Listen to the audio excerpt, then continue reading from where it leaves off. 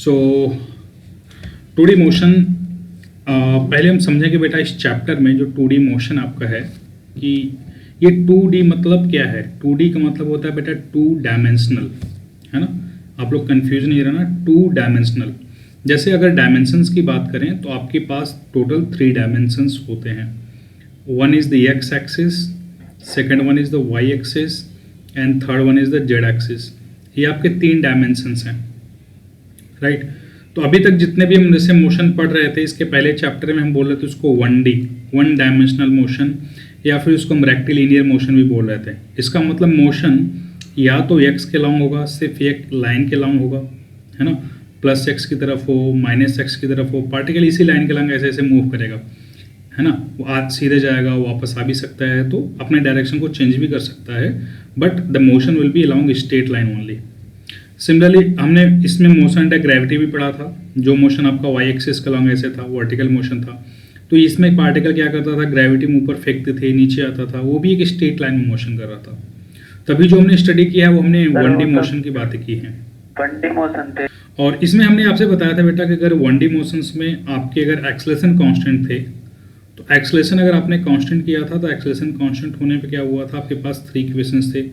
v is equal to you plus AT, s is equal to ut plus half AT square, and third equation और था, है ना, v square is equal to u square plus 2as। ये 3 equations apply करते हो कब, जब आपका एक्सेलरेशन कांस्टेंट होता है।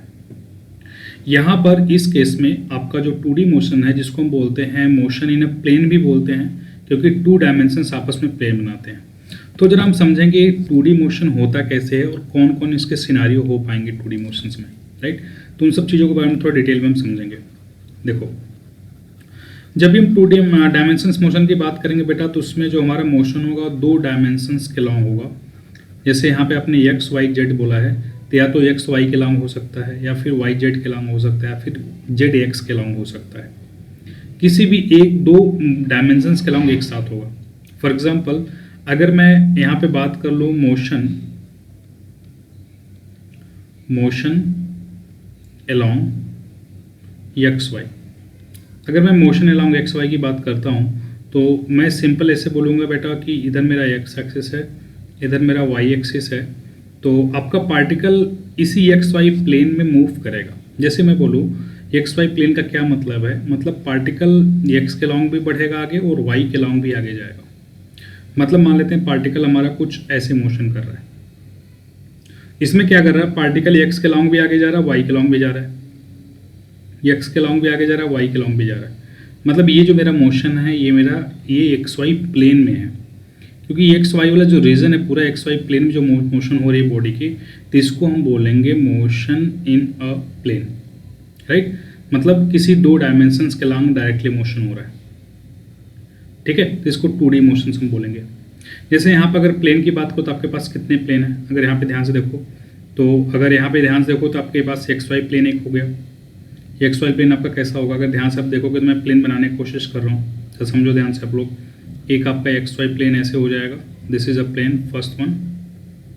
सेकेंड वन आपका जो प्लेन हो जाएगा, this is a second plane, जो आपका वाई जेड प्लेन है, this is your y z plane. एक और प्लेन हो जाएगा, जैसे मैं नीचे का बना दूँ आपका z x plane, so this will be your z x plane, this is your z x plane, z x plane. तो आपके पास एक्स वाई हो गया, वाई जेड हो गया और जेड एक्स, इतने प्लेन्स हो गए जो यहाँ पे मैं बना रहा हूँ। देखो ये आपका हो गया जेड एक्स प्लेन, राइट। तो एक आपके पास एक्स वाई प्लेन हो गया, एक वाई जेड प्लेन हो गया, जेड एक्स प्लेन हो गया। तो ये सारे प्लेन्स हो गए जिन प्लेन में पार्टिकल का मोशन हो सकता है। अब ये जैसे आपके पास एक्स वाई प्लेन हो गया, तो एक्स वाई प्लेन में पार्टिकल का मोशन सिर्फ स्ट्रेट लाइन में नहीं होगा, वो कैसे भी हो सकता है। जैसे मैं बोलूँ कि पार्टिकल मान लो आपका एक कर्व पाथ फॉलो कर रहा है, ऐसे सर्कुलर पाथ फॉलो कर रहा है, ये एक्स वाई प्लेन में एक सर्कल ऐसे है, तो ये भी आपका मोशन इन ए प्लेन है। वाई जेड प्लेन में मान लेते हैं पार्टिकल एक ऐसे ना रेक्टेंगुलर पाथ फॉलो कर रहा है, तो भी आपका मोशन इन ए प्लेन है, ऐसे पार्टिकल मूव कर रहा है। अगर मैं बोलूँ इसमें एक ट्रायंगल है ऐसे और पार्टिकल इसके लॉन्ग मूव कर रहा है, तो ये भी आपका मोशन इन ए प्लेन है या 2 डायमेंशनल मोशन है। या पार्टिकल आपका कोई भी स्ट्रेट लाइन में पाथ करेगा, मान लो कोई और मोशन पाथ फॉलो कर रहा है, ऐसे पाथ फॉलो कर रहा है, या कैसे भी मूव करेगा इस प्लेन में, इस प्लेन में किधर भी मूव करे, तो आपका मोशन इन ए प्लेन होगा। लेकिन अगर इसी प्लेन में पार्टिकल सपोज ऐसे मूव करने लगा, जैसे मैं बोलूँ एक्स वाई प्लेन ही है, पार्टिकल आपका मूव करने लगा सीधे ऊपर की तरफ, तो ये मोशन इन ए प्लेन नहीं हुआ। ये वाई एक्सिस के लॉन्ग पार्टिकल मूव कर रहा है, एक्स एक्सिस के लॉन्ग पार्टिकल वहीं पे है, एक्स कोऑर्डिनेट पार्टिकल का चेंज नहीं कर रहा है, सो ये मोशन इन प्लेन नहीं होगा, this will B motion in straight line. Similarly अगर पार्टिकल मान लो ऐसे मूव कर रहा है इस डायरेक्शन में, वाई एक्सिस जहाँ पे कांस्टेंट है, तो यहाँ पे भी मोशन इन प्लेन नहीं होगा क्योंकि इसका वाई एक्सिस कांस्टेंट है, तो भी होगा किस में, मोशन इन स्ट्रेट लाइन होगा। तो मोशन इन अ प्लेन का मतलब या 2D मोशन का मतलब ये हुआ बेटा कि पार्टिकल की एटलीस्ट 2 डायमेंशंस जो हैं, 2 डायमेंशंस के अलॉन्ग पार्टिकल मूव करेगा साइमल्टेनियसली, मतलब उसका एक्स कोऑर्डिनेट भी चेंज करेगा, वाई कोऑर्डिनेट भी चेंज करेगा। अगर एक्स वाई प्लेन मूव कर रहा है तो वाई जेड में मूव कर रहा है तो उसका वाई कोऑर्डिनेट भी चेंज करेगा, जेड कोऑर्डिनेट भी चेंज करेगा। और अगर जेड एक्स में मूव कर रहा है तो उसको जेड कोऑर्डिनेट भी चेंज करेगा और एक्स कोऑर्डिनेट भी चेंज करेगा with respect to time. Time के साथ दोनों कोऑर्डिनेट, दोनों एक्सिस के अलॉन्ग जो कोऑर्डिनेट हैं, जो पोजीशंस हैं, वो चेंज करनी चाहिए। तो मोशन 2 डायमेंशन या मोशन इन प्लेन का डेफिनेशन क्या लोगे? तो इसका डेफिनेशन सिंपली लिखोगे बेटा कि जब किसी भी पार्टिकल के कोऑर्डिनेट या उसके जो पोजीशन होते हैं वो टाइम के साथ 2 एक्सिस के लॉन्ग या 2 डायमेंशंस के लॉन्ग साइमल्टेनियसली चेंज करते हैं, उसके पोजीशंस टाइम के साथ 2 डायमेंशंस के अलॉन्ग साइमल्टेनियसली चेंज करते हैं, तो उसको हम बोलते हैं मोशन इन अ प्लेन या 2D मोशन, राइट। चलो डेफिनेशन इसका फिर लिखते हैं। आई थिंक सबको ये 2D मोशन है क्या वो समझ में आ गया होगा। This was only for the explanation purpose. Yes sir. Now let's write the definition. So चलो डेफिनेशन लिखते हैं, उसके बाद आगे की बात हम करते हैं। Just a minute. सी, चलो अब डेफिनेशन देखो, इसको फिर से बता दो बेटा। When the position of the particle, है ना, along 2 डायमेंशंस, ध्यान रखना 2 डायमेंशंस के along 2 डायमेंशंस चेंजेस साइमल्टेनियसली, एक साथ चेंज करता है, ये वर्ड की वर्ड है, with respect to time, time के रिस्पेक्ट में 2 डायमेंशंस टाइम के रिस्पेक्ट में चेंज करते हैं, तो उस मोशन को हम क्या बोलेंगे? 2 डायमेंशन मोशन या फिर मोशन इन अ प्लेन। उसको मोशन इन अ प्लेन भी बोल सकते हैं या फिर उसको बोलते हैं 2 dimensional motion, right. I hope definition सबको क्लियर होगा। फॉर एग्जांपल प्रोजेक्टाइल मोशन, एक अच्छा सा एग्जांपल ले लेते हैं प्रोजेक्टाइल मोशन का। प्रोजेक्टाइल मोशन, अभी प्रोजेक्टाइल मोशन क्या है इसके बारे में बात करेंगे। इसका एग्जांपल है प्रोजेक्टाइल मोशन, राइट। नाउ अब अगर हम 2D मोशंस में इन जनरल बात करें, 2D मोशंस की, तो इसमें आपका जो इक्वेशंस होते हैं बेटा, जैसे आपका पार्टिकल 2 डायमेंशंस के अलॉन्ग उसका पोजीशन चेंज करेगा, किसी भी पार्टिकल का पोजीशन दोनों डायमेंशंस के अलॉन्ग चेंज करेगा, तो उसमें चीज़ें किस तरीके से होंगी जरा उसके बारे में थोड़ा हम समझ लेते हैं। देखो, अगर वहाँ पे हमें एक्सेलरेशन, वेलोसिटी, डिस्प्लेसमेंट की बात करनी पड़ेगी, तो हम किस तरीके से चीज़ों की बात करेंगे, थोड़ा उसके बारे में हम समझ लेते हैं। सी, जैसे पार्टिकल आपका एक्स वाई प्लेन के अलॉन्ग मूव कर रहा है, assume motion of particle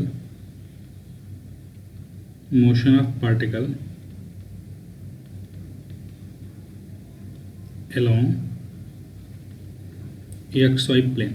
xy plane में पार्टिकल मूव कर रहा है, मतलब 2D मोशन है। आपका एक एक्स एक्सिस ऐसे हो गया, ये आपका वाई एक्सिस हो गया। इस एक्सिस के अलॉन्ग इस प्लेन में पार्टिकल मूव कर रहा है, और पार्टिकल का मोशन ऑब्वियसली अगर आपका 2D मोशन है तो कैसे भी मूव कर रहा होगा। मान लेते हैं पार्टिकल का मोशन कुछ इस तरीके से है। सपोज पार्टिकल यहाँ पे ऐसे मूव कर रहा है।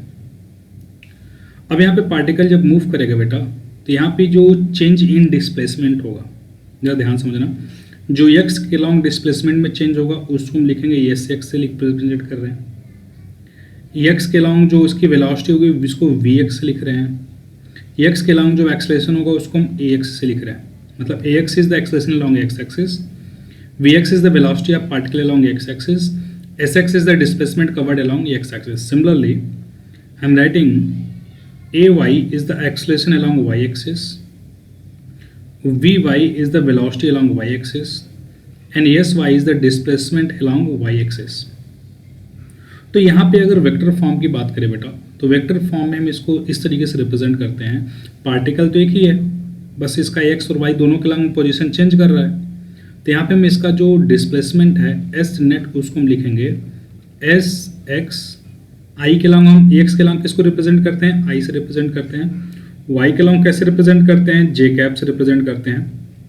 तो ये डिस्प्लेसमेंट किसके अलॉन्ग है, एक्स के अलॉन्ग है, तो इसको हम लिखेंगे s x i cap plus s y j cap. Similarly अगर हम वेलोसिटी की बात करें तो हम लिखेंगे v x i cap plus v y j cap. Similarly अगर हम एक्सेलरेशन की बात करें तो एक्सेलरेशन लिखेंगे a x i cap plus a y j cap, right. ये इस तरीके से आपका एक्सेलरेशन, वेलोसिटी एंड डिस्प्लेसमेंट हो गया। अब यहाँ पे एक चीज़ और है समझने की। देखो अगर इसके मैग्नीट्यूड की बात करोगे, अगर मैं बोलूँ कि मुझे डिस्प्लेसमेंट का मैग्नीट्यूड चाहिए, तो आपको पता है वेक्टर का मैग्नीट्यूड कैसे निकालते हैं बेटा। वेक्टर का मैग्नीट्यूड निकालते हैं अंडर रूट में आई कैप जे कैप का जो भी मैग्नीट्यूड होता है उसका स्क्वायर करके, तो इसको हम लिख देंगे एस एक्स का स्क्वायर प्लस एस वाई का स्क्वायर। सिमिलरली अगर हम वेलोसिटी का मैग्नीट्यूड निकालते हैं, वी का मैग्नीट्यूड निकालते हैं, तो क्या लिखेंगे under root v x square plus v y square. Similarly अगर हम एक्सलेशन का मैग्नीट्यूड की बात करेंगे तो क्या लिखेंगे acceleration is equal to under root a x square plus a y square. These are the magnitude of the displacement, velocity and the acceleration. अब यहाँ पे सबसे इम्पॉर्टेंट पॉइंट ये है बेटा कि जो आप डिस्प्लेसमेंट कैलकुलेट करते हो, जैसे अगर हम बात करें मुझे एक्स के अलॉन्ग डिस्प्लेसमेंट की बात करनी है, तो एक्स के अलॉन्ग डिस्प्लेसमेंट कैलकुलेट करने के लिए हम सिर्फ एक्स के अलॉन्ग मोशन की ही बात करेंगे। चाहे एक्स के अलॉन्ग वेलोसिटी की बात करनी हो, चाहे एक्स के अलॉन्ग डिस्प्लेसमेंट की बात करनी होगी, तो हम एक्स के अलॉन्ग की ही बात करेंगे। अगर मुझे वाई के अलॉन्ग चीज़ों की एनालिसिस करनी है तो हम सिर्फ वाई के अलॉन्ग ही मोशन की बात करेंगे। अब यहाँ पे हम क्या करने वाले हैं, एक तरह से मोशन को दो पार्ट में ब्रेक कर देंगे पार्टिकल की। एक बार पार्टिकल के मोशन को अलॉन्ग एक्स एक्सिस की बात करेंगे, एक बार पार्टिकल के मोशन को अलॉन्ग वाई एक्सिस की बात करेंगे। हम इसको मोशन को दो पार्ट में ब्रेक करके बात करेंगे। अभी तो दोनों एक साथ हैं, पहले दोनों को अलग अलग ब्रेक करेंगे, अलग अलग एनालिसिस करेंगे, फिर दोनों को हम जोड़ देंगे। अब उसको हम कैसे करते हैं, वो हमारा जो एनालिसिस वाला पार्ट होता है, ब्रेक करके हमें कैसे करना होता है, जरा उसको थोड़ा सा समझो आप लोग। देखो अगर हम यहाँ पे मोशन की अलॉन्ग एक्स एक्सिस की बात करें, along x axis, along x axis की बात हम करें, तो अलॉन्ग एक्स एक्सिस चीज़ें बिल्कुल अलग होंगी, है ना, सेपरेट होंगी। जैसे मैं बोलूँ कि यहाँ पे आपका डिस्प्लेसमेंट एस एक्स हो गया, वेलोसिटी वी एक्स हो गई, एक्सेलरेशन आपकी ए एक्स हो गया, है तो वेक्टर क्वांटिटी। लेकिन along x axis as a linear motion की बात करोगे, जैसे मोशन इन वन डायमेंशन से होता है ना, बिल्कुल वन डायमेंशनल मोशन की तरह इसको ट्रीट कर सकते हो। कहने का मतलब क्या है, अगर मैं वी एक्स वेलोसिटी की बात करूँ तो मैं लिख सकता हूँ initial velocity along x axis plus acceleration along x axis जो टाइम टेकन। मतलब मैं पूछूंगा एक्स के अलॉन्ग वेलोसिटी कुछ समय के बाद बताओ, तो ये वाला इक्वेशन अप्लाई कर लोगे। सिमिलरली मैं पूछो डिस्प्लेसमेंट कवर्ड कितना होगा टी टाइम में, तो आप लिखोगे s x is equal to you x into t, initial velocity along x axis into t plus half a t square, मतलब half a x into t का स्क्वायर। ये equations को अप्लाई कर लोगे। सिमिलरली अगर मैं फाइनल वेलोसिटी की बात करूँ तो आप लिख सकते हो ऐसे कि v x square is equal to you x square plus two a x into s x. ये थ्री इक्वेशंस ऑफ मोशन आप इसको ऐसे अप्लाई कर सकते हो अलॉन्ग एक्स एक्सिस की। सिमिलरली अलॉन्ग वाई एक्सिस को भी आप अप्लाई कर सकते हो, अलॉन्ग वाई एक्सिस भी ऐसे ही आप अप्लाई करोगे। ठीक है, अगर अलॉन्ग वाई एक्सिस की बात करें तो क्या हो जाएगा बेटा, यहाँ पर आप लिखोगे, यहाँ पे आपका डिस्प्लेसमेंट एस वाई, वेलोसिटी है वी वाई, एक्सेलरेशन है ए वाई, तो यहाँ पे क्या लिखोगे v y is equal to u y plus a y into t, s y is equal to हो गया u y into t plus half a y into t square, v y square is equal to u y square plus two a y into s y. इस तरीके से इसको हम treat करेंगे। अब देखो जो भी चीज़ें हमें जितने टाइम के बाद पूछा जाएगा, जैसे मैं बोलूँ कि मान लो पार्टिकल का पोजीशन मुझे टी टाइम के बाद बताओ, तो पहले हम एस एक्स निकालेंगे अलग से, एस वाई निकालेंगे अलग से बेस्ड ऑन दिस। उसके बाद हम इस वाले वेक्टर फॉर्म में रखेंगे, मतलब हमारे s vector is equal to s x i cap हो जाएगा, फिर हमारा क्या करेंगे एस वाई जे कैप हो जाएगा, फिर हम क्या करेंगे, आपको वेक्टर फॉर्म में पूछा तो वेक्टर फॉर्म में बता दोगे डिस्प्लेसमेंट, अगर मैग्नीट्यूड पूछा तो मैग्नीट्यूड निकालना मैंने बता दिया आपको, मतलब एस एक्स के स्क्वायर प्लस एस वाई के स्क्वायर करके क्वेश्चन को सॉल्व कर लोगे।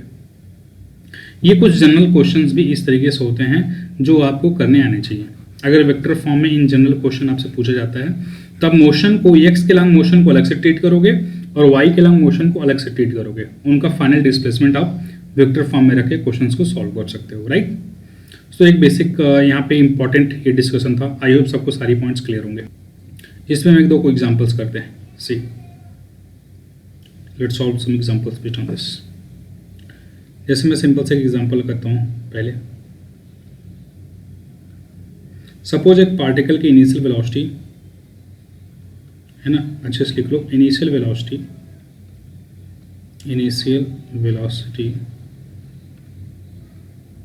of the particle is 2I cap plus 3J cap meter per second, and its acceleration is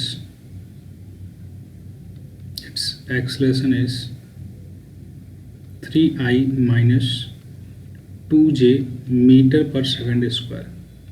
3I है बेटा, this is I, 3I plus 2J metre per second square. Calculate, this is minus 2J। Calculate पहला velocity after 2 second, velocity after 2 second. दूसरा displacement covered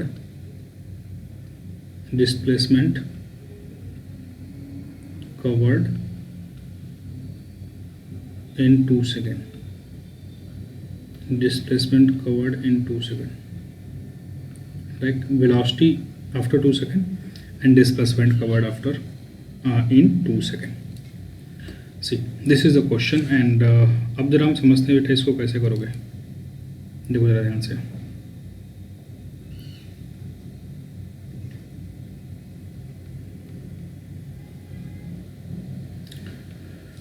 ये आपको क्या क्या दिया गया है क्वेश्चन में, जरा पहले एनालिसिस करना है। आपको क्या क्या दिया गया है? आपको दिया गया है कि वेलोसिटी और एक्सेलरेशन, राइट।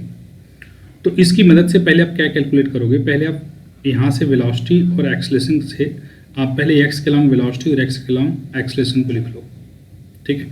तो जैसे अगर मैं सिंपली आपसे पूछूं, अगर मैं वेलोसिटी की बात करूँ, जैसे जो आपको गिवन है, गिवन आपको जो वेलोसिटी है v is equal to 2I cap plus 3J cap है। एक्सेलरेशन जो आपकी है वो कितनी गिवन है? वेक्टर फॉर्म में, तो हम वेक्टर फॉर्म में लिखेंगे ऊपर वेक्टर लगा करके 3I cap minus 2J cap है। तो यहाँ से हम क्या लिख सकते हैं बेटा? हम कह सकते हैं कि जो आपकी Vx की वैल्यू है, Vx आपका 2 मीटर पर सेकंड है। Ax की वैल्यू है वो कितनी है? 3 मीटर पर सेकंड स्क्वायर है। Vy की जो वैल्यू है वो 3 मीटर पर सेकंड है। देखो Vy 3 मीटर पर सेकंड हो गया। एंड Ay की जो वैल्यू है वो यहाँ पे है, ए वाला part, -2 metre per second square है। टाइम की वैल्यू दे रखा है, टाइम आपको 2 सेकंड की बात पूछा है, 2 सेकंड्स की बात पूछा है। टाइम आपका delta T, change in time कितना है? 2 सेकंड के बाद है, दोनों 2 सेकंड की बात पूछा है। तब मोशन को आप 2 पार्ट में नाम पे एनालिसिस करोगे, है ना। जितने भी पार्ट मोशंस के यहाँ पे 2 पार्ट में एनालिसिस करोगे, राइट। देखो कैसे करना है। अब यहाँ पे हम सॉल्व करेंगे बेटा। पहले हम बात करेंगे along X axis. Along X axis की बात करेंगे तो हम क्या लिखेंगे? v is equal to you plus A T, या V X is equal to you X plus A T, A x into T. तो वी एक्स हमें निकालना है 2 सेकंड की बात का, तो यू एक्स कितना है बेटा? 2 प्लस ए एक्स कितना है? 3 इंटू टाइम कितना है? 2 सेकंड का दिया गया। कितना आ जाएगा बताना जरा? 2 प्लस 6 मतलब कितना आ गया? 8 मीटर पर सेकंड। मतलब 2 सेकंड के बाद जो वेलोसिटी हो जाएगी वो Vx की वैल्यू कितनी होगी? 8 मीटर पर सेकंड हो गई। सिमिलरली यहाँ पे हम अलोंग y एक्सिस की भी बात करेंगे। तो यहाँ पे आप क्या लिखोगे? Vy is equal to u y plus a y into t, मतलब वी वाई कितना है बेटा 3 है, मतलब यू वाई इनिशियल वेलोसिटी है ना, ये एक्चुअली ये यू एक्स और ये यू वाई है, एक्चुअली इनिशियल वेलोसिटीज आपको यहाँ पे है ना, एक्चुअली आपको गिवन जो वेलोसिटी है इनिशियल वेलोसिटी, तो इसको यू से आप लिख लो, तो इनिशियल वेलोसिटी कितना है बेटा यहाँ पे 3 है, तो 3 प्लस ए वाई कितना है -2, देखो ए वाई कितना है -2, तो -2 इंटू टाइम कितना है 2, कितना आ गया 3 -4, कितना आ गया -1 मीटर पर सेकंड, क्या आ गया आपका वी वाई आ गया। ठीक है, अब हम क्या निकाल लेते हैं, डिस्प्लेसमेंट भी निकाल लेते हैं, क्योंकि डिस्प्लेसमेंट भी पूछा है, अभी फाइनल आंसर करेंगे हम, पहले हम डिस्प्लेसमेंट भी निकाल लेते हैं। तो डिस्प्लेसमेंट किधर निकालेंगे, पहले हम एस एक्स निकाल लेते हैं, तो एस एक्स हमारा डिस्प्लेसमेंट अलॉन्ग एक्स एक्स कितना जाएगा, s x is equal to you x into t plus half a x into t square, ये आपका क्या आ जाएगा, ये आपका आ जाएगा एस एक्स आ जाएगा, है ना, डिस्प्लेसमेंट अलॉन्ग एक्स एक्सिस करके आ जाएगा।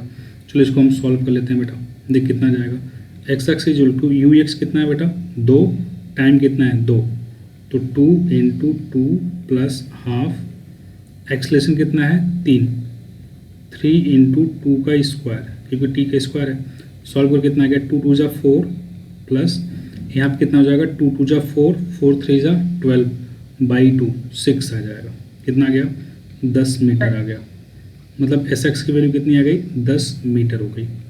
अब इसी तरीके से हम क्या निकालेंगे बेटा, हम एस वाई भी निकालेंगे, है ना, एस वाई कितना आ गया, एस वाई आपका हो जाएगा u y into t plus half a y into t का स्क्वायर, तो यू वाई कितना हो गया आपका -1 हो गया, हाँ सॉरी ये -1 नहीं बेटा, ये तो फाइनल वेलोसिटी आया था, जस्ट अ मिनट,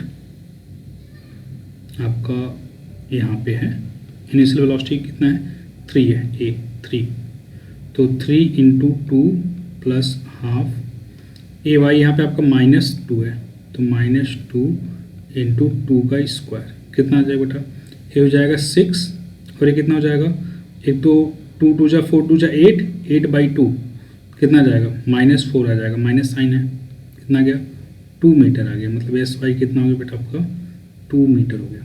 अब देखो आपने एक्स के लॉन्ग वेलोसिटी निकाली, एक्स के लॉन्ग डिस्प्लेसमेंट निकाल लिया, अब आपका फाइनल आंसर करना है, मतलब आप क्या करेंगे, फाइनल वेलोसिटी, फाइनल पहले आंसर कर रहे हैं, फाइनल वेलोसिटी वी है ना, कितना जाएगा बेटा v x i cap plus v y j cap, तो वी की एक्स कितना है बेटा 8 आई कैप प्लस यहाँ पे देखो -1 आएगा, -1 जे कैप इम्प्लाइज जो आपका v वेलोसिटी वेक्टर हो गया कितना गया बेटा, सिंपली लिख लो 8 आई कैप माइनस जे कैप, ठीक है, ये आपका आंसर हो गया। अगर आप इसका मैग्नीट्यूड लिखना चाहें तो मैग्नीट्यूड भी लिख सकते हैं, मैग्नीट्यूड कैसे निकलोगे, देखो v वेक्टर का वेव वेक्टर निकाल लो, हाँ अंडर रूट क्या हो जाएगा 8 का स्क्वायर प्लस 1 का स्क्वायर, 8 का स्क्वायर प्लस यहाँ पे -1 का स्क्वायर करोगे तो कितना जाएगा 8 64 हो जाएगा, और एक कितना हो जाएगा 65 हो जाएगा, तो अंडर रूट 65 मीटर पर सेकेंड आ जाएगा। जैसे अगर मान लो पार्टिकल दोनों एक्सिस के लॉन्ग तो चल रहा है, लेकिन उसकी नेट वेलोसिटी कितनी है आपसे पूछा जाए तब बोलोगे 65 मीटर पर सेकेंड है, तो आपका ये क्या आ गया वेलोसिटी, जिसका दोनों आंसर हो सकते हैं, आप ये भी इसका आंसर कर सकते हो वेक्टर फॉर्म में, और इसके मैग्नीट्यूड को भी निकाल के आंसर कर सकते हो इस वाले फॉर्मेट में भी, तो दोनों फॉर्मेट का आंसर इसका सही है ना, किसी दोनों में आंसर आप कर सकते हो, दोनों ऑप्शन आपसे पूछा जा सकता है। उसके बाद फाइनल डिस्प्लेसमेंट की बात करें, फाइनल डिस्प्लेसमेंट कितना कवर किया, तो फाइनल डिस्प्लेसमेंट की बात करेंगे तो भी आप लिख सकते हो बेटा s vector is equal to s x i cap plus s y j cap, that is s x कितना आपका आया बेटा 10 आया था ना, कितना आया था 10, तो 10 आई कैप प्लस यहाँ पर कितना है बेटा 2 जे कैप, मतलब इम्प्लाइज आप लिख सकते हो s vector is equal to 10 i cap plus 2 j cap. एक तो आप आंसर इसी फॉर्मेट में कर सकते हो आई जे के फॉर्मेट में, और एक बार इसका आप मैग्नीट्यूड निकाल सकते हो, मैग्नीट्यूड कितना जाएगा बताओ जरा बेटा, अंडर रूट 10 का स्क्वायर प्लस 2 का स्क्वायर, मतलब कितना जाएगा अंडर रूट 104 मीटर आ जाएगा। तो आप अंडर रूट 104 का भी आंसर कर सकते हो, ये 104 वाला, या फिर आप ये वाला भी आंसर कर सकते हो। तो आपका ये भी आंसर होगा 10i cap plus 2j cap, और आपका 104 भी आंसर हो सकता है डिपेंडिंग ऑन द सिचुएशन क्या चीज़ें। तो दोनों आंसर हो सकते हैं, या तो आपका 104 भी हो सकता है या फिर आपका ये वेक्टर फॉर्मेट का भी आंसर हो सकता है। तो इस टाइप के बेसिक क्वेश्चंस भी आ सकते हैं जो आपके वेक्टर फॉर्म पे आते हैं। Okay, that's all for this basic बेटा आईजे के फॉर्मेट के क्वेश्चंस जो आपके बनते हैं। आपको आई होप सबको आइडिया लग गया होगा। कहने का मतलब क्या है कि एक बार फिर से हम इसको रिमाइंड करते हैं, आप ऊपर आ जाओ। तो आपका जो वेक्टर फॉर्मेट था, वेक्टर फॉर्मेट बेटा इस तरीके से आपको एक्स वाई के लॉन्ग ब्रेक करके ही क्वेश्चंस करने हैं, ठीक है। तो जैसे अभी आप लोग बोल रहे हैं कि इसमें गलती होने के चांसेस क्या होते हैं कि आप लोग जैसे इन जनरल क्वेश्चंस का यहाँ पे आप डायरेक्ट मैग्नीट्यूड निकालोगे। जैसे आपको यस का मैग्नीट्यूड निकालोगे, मतलब आप जैसे इक्वेशन में कौन सा इक्वेशन में यूज़ कर सकते हो, इन पे आप थर्ड इक्वेशन से आप मोशन अप्लाई कर लेते हो, ये गलत है।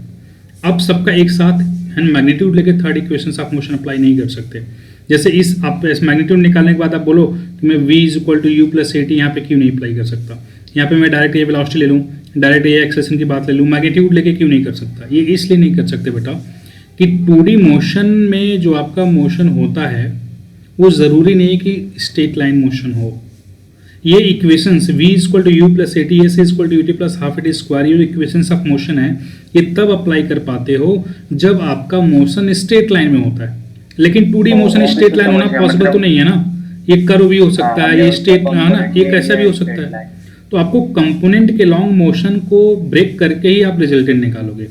अगर आप ये रिजल्टेंट निकाल लिया तो आप यहाँ पे एज्यूम कर रहे हो कि मेरा मोशन स्ट्रेट लाइन है, तभी आप अप्लाई कर रहे हो।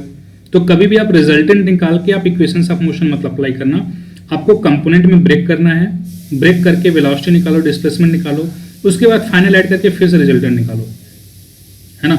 तो पहले मोशन को ब्रेक करना है कंपोनेंट में, फिर उसको एनालिसिस करनी है, फिर जोड़ना है, फिर आंसर करना है। मतलब क्या करना है, इसमें 3 स्टेप हो गए। पहले तोड़ो, जो भी क्वेश्चंस दिया गया है उसको एक्स वाई प्लेन के लॉन्ग आपने तोड़ा, फिर उसके बाद आपने एनालिसिस किया, तोड़ने के बाद आपने क्या किया, एनालिसिस किया, एनालिसिस करने के बाद फिर आपने जोड़ा और जोड़ के फिर आंसर किया।